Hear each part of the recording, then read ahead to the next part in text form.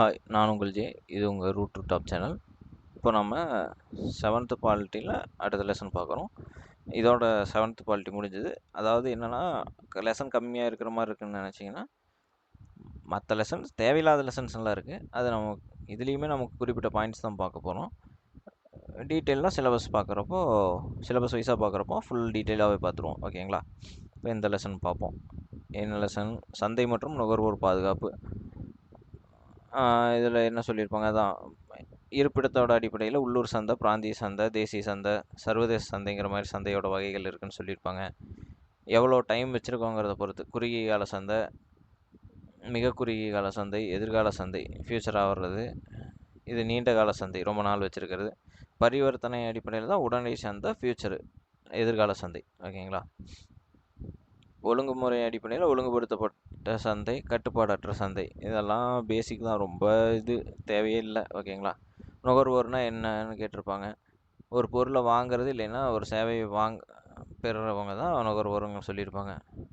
பணம் செலுத்தியவர், வாக்குறுதி பெற்றவர், இல்லைன்னா ஓரளவு பணம் செலுத்தியவர் மற்றும் ஓரளவு வாக்குறுதி பெற்றவருங்கிற மாதிரி சொல்லியிருப்பாங்க. நுகர்வோர் இல்லாதவர் யார்? நுகர்வோர் இல்லைன்னா ஒரு பொருளை வாங்கிறதோ அல்லது அந்த ஒரு சேவையை வந்து இலவசமாக பெற்றான்.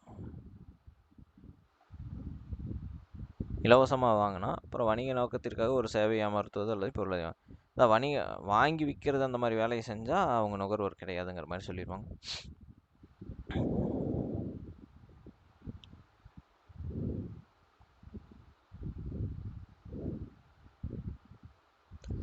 ஏமாற்றி இது பண்ணக்கூடாதுங்கிறது தான் சொல்லியிருப்பாங்க. ஓகேங்களா? இதெல்லாம் வெறும் ஸ்டோரி தான், பெருசாக ஒன்றும் தேவையில்லை. முறையற்ற வணிக நடவடிக்கைன்னா என்னென்னு சொல்லியிருப்பாங்க, அதான் விற்ற பொருளை திரும்பி வாங்க மாட்டோம், பொருளை மாற்றி தர முடியாது, பணம் திருப்பி தர மாட்டோம்னு சொல்கிறதெல்லாம் முறையற்ற வணிக நடவடிக்கைன்னு சொல்லியிருப்பாங்க. நுகர்வோர் பாதுகாப்புனா நுகர்வோர் பாதுகாப்பு சட்டங்கள்லாம் ஏற்றிருக்காங்கன்னு சொல்லியிருப்பாங்க. சுகாதார பாதுகாப்புங்கிறது வந்து பொது சுகாதாரத்தில் பாதுகாப்புங்கிறது உணவு போன்ற பிரச்சனைகள் உள்ளடக்கியது. தொலைத்தொடர்பு ஒழுங்குமுறை ஆணையம் ட்ராய் இருக்குது. ஆயுள் காப்பீட்டு ஒழுங்குமுறை மற்றும் இந்தியாவின் மேம்பாட்டு ஆணையம் வந்து IRDAI. இதெல்லாம் வந்து எக்ஸாம்பிள். ஓகேங்களா? நுகர்வோர் பாதுகாப்பு சட்டம் 1986 தான் நம்ம நாடாளுமன்றத்தில் இதாக இருக்குது. ஓகேங்களா? அக்டோபர் 1986 கொண்டு வந்து நிறைவேற்றப்பட்டு டிசம்பர் 24 நடைமுறைக்கு வந்திருக்கு. ஓகேங்களா? அக்டோபரில் சட்டம் இயற்றி டிசம்பர் 24 தான் நடைமுறைக்கு வந்திருக்கு.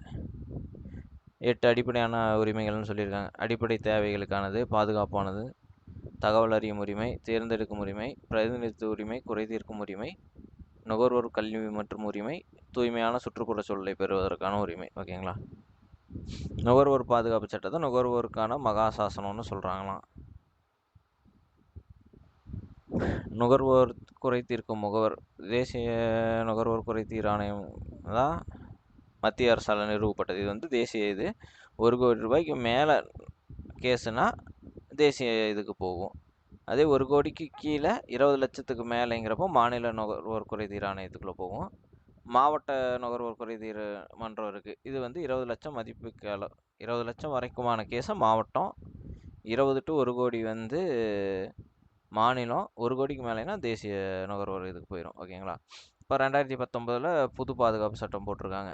1986 வந்ததுக்கு திருத்தி 2019 போட்டிருக்காங்கன்னா என்ன ஆட் பண்ணியிருப்பாங்கன்னா, இப்போ அதுக்கு தகுந்த மாதிரி வணிக பரிவர்த்தனை, பணவியல் அதிகார வரம்பை மேம்படுத்துறது, புகார்களை தாக்கல் செய்கிறது, ஆன்லைன்லேயே இது பண்ணிக்கலாம்,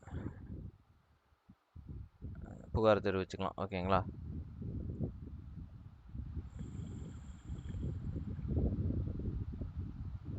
இங்கே இதே தான் சொல்லியிருப்பாங்க. அந்த 1 கோடி ரூபாய்க்கு மேலேனா தேசிய அளவு, இல்லைன்னா மாநிலத்துக்குள்ளே அப்படிங்கிற இதெல்லாம் தான் சொல்லியிருப்பாங்க. சென்ட்ரலாக ஒரு இது நிறுவுறது பாதுகாப்பு அதிகாரத்தை, நியாயமற்ற வர்த்தக முறையை வந்து இது கட்டுப்படுத்தணுங்கிறத சொல்லியிருப்பாங்க. தவறான விளம்பரத்துக்கு வந்து 10 லட்சம் வரைக்கும் அபராதம், 2 ஆண்டு வரைக்கும் சிறை தண்டனை சொல்லியிருப்பாங்க. அடுத்தடுத்து குற்றத்துக்கு வந்து 50 லட்ச ரூபா, அதாவது ஒரு தடவை செஞ்சால் இந்த இது, அதுக்கு மேலே மறுபடியும் அதே மாதிரி தவறுகளை செஞ்சாங்கன்னா 50 லட்சம் வரைக்கும் இது, 5 ஆண்டு சிறை தண்டனை இதெல்லாம் விதிக்கப்படலாம் அப்படிங்கிற மாதிரி சொல்லியிருப்பாங்க.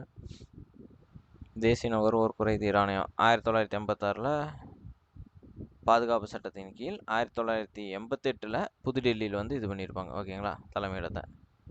மாநில இது வந்து 20 லட்சத்துக்கு மேலே இருக்கிற இதையெல்லாம் பார்க்குதுன்னு சொல்லியிருப்பாங்க. மாவட்டம்னா 20 லட்சத்துக்கு உள்ள. முக்கியமான சட்டங்கள்: நுகர்வோர் பாதுகாப்பு சட்டம் 1986, சட்ட அளவீட்டு சட்டம் 2009, தர நிர்ணய பணியகம் வந்து 86 தான். அத்தியாவசிய பொருட்கள் சட்டம் வந்து 55, கருப்பு சந்தைப்படுத்துதல் தடுப்பு மற்றும் அத்தியாவசிய பொருட்களின் பராமரிப்பு பொருட்களின் சட்டம் 1980. ஓகேங்களா, அவ்வளோதான். இதோட 7th பாலிட்டி முடிஞ்சது. நெக்ஸ்ட்டு 8th ஸ்டார்ட் பண்ணிடுவோம். ஓகேங்களா, பேசிக்காக இதில் பெருசாக டேட்டாஸ் இருக்காது, லெசன்ஸ் நிறையா இருக்கிற மாதிரி இருக்கும். உள்ளே பார்த்தா டேட்டா வந்து நமக்கு எக்ஸாம் பாயிண்ட் ஆஃப் வியூவில் ரொம்ப பேசிக்காக தான், கம்மியாக தான் தேவைப்படும். ஓகேங்களா, நெக்ஸ்ட் அடுத்த வீடியோவில் பார்ப்போம். Okay, thank you, by.